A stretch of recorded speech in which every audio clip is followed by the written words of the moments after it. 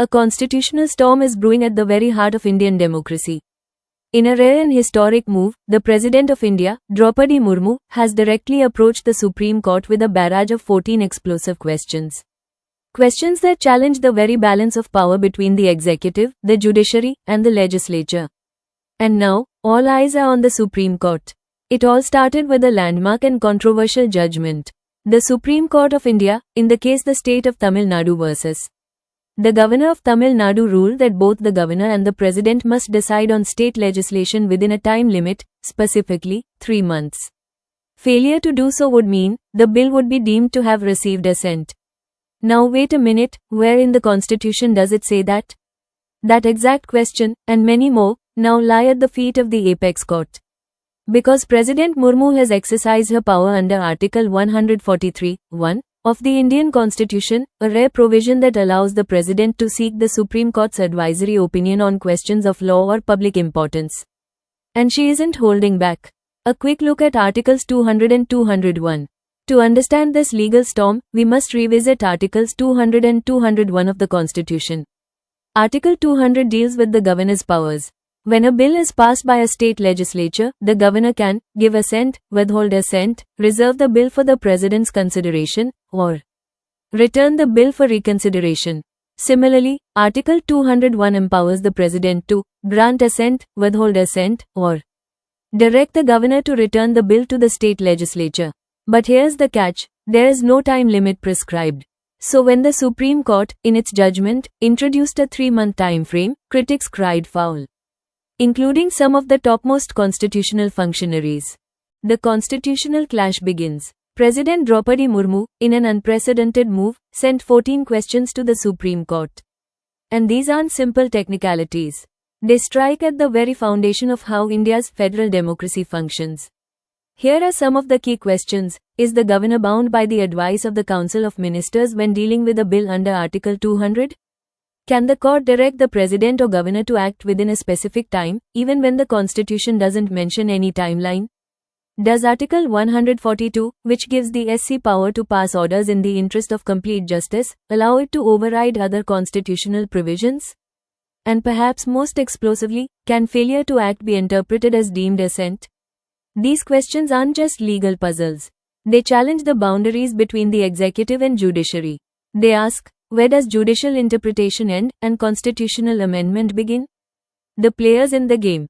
This isn't just about the President and the Supreme Court.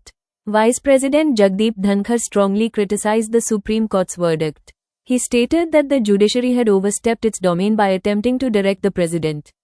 According to him, the Supreme Court's role is limited to interpreting the Constitution, not rewriting it. And many legal scholars agree with him. On the other hand, supporters of the verdict argue that constitutional authorities cannot simply sit on bills forever. Some governors have delayed action on bills for months, even years. Is that democratic? The Tamil Nadu flashpoint. This entire saga originated in Tamil Nadu. The state government passed 10 bills. But the governor refused to grant assent and reserved them for the president. The Tamil Nadu government approached the Supreme Court, accusing the governor of stalling. The Supreme Court bench of Justices B. Pardiwala and R. Mahadevan ruled in favor of a time-bound process. They argued that indefinite delay goes against the spirit of the Constitution. And hence, the 3-month rule was born. But that verdict lit the constitutional fuse. The legal minefield of justiciability. Another big question is, are the President and Governor's decisions justiciable? In simple terms, can the courts review and overturn their discretion? There's also the question of Article 361. It provides the President and Governors with personal immunity from being answerable to any court for the exercise of their powers. So how do you hold them accountable if they delay bills indefinitely? Can you judicially review their actions? Or would that violate Article 361? Article 143 when presidents ask questions. Article 143 has only been used a handful of times in Indian history. During the Berubari Union case, the presidential reference on the Ayodhya dispute, and on issues of election commission independence. Now, for the first time, the issue is the balance between president, governor, and judiciary. The Supreme Court will have to set up a constitution bench, at least 5 judges, to hear and answer the president's 14 questions. And remember, this is only advisory. The Supreme Court's opinion under Article 143 is not binding. But it carries enormous constitutional weight. What's at stake? This isn't a courtroom drama. This is the Constitution under the scalpel. If the Supreme Court upholds its earlier judgment and asserts the power to impose timelines, it opens the door to greater judicial oversight of constitutional authorities. If it reverses itself, it could embolden governors and the center to sit on state legislation indefinitely. Either way, this case will shape the power structure of Indian federalism for decades to come. The bigger picture. This is more than a Tamil Nadu issue.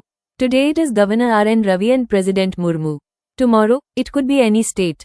Maharashtra, West Bengal, Punjab, wherever center-state relations are tense. This is about checks and balances. This is about preventing democratic paralysis. This is about defining who really holds the reins of India's constitutional machinery. As we await the Constitution Bench's hearing, one thing is certain, India is witnessing a moment of constitutional reckoning. 14 questions, one Supreme Court, and the future of federal democracy hanging in the balance. This is ICEP Iluno, and you've been watching our special report. Don't forget to like, share, and subscribe. And in the comments below, tell us, who do you think should have the final say on state bills, the governor, the president, or the Supreme Court? Stay informed. Stay empowered.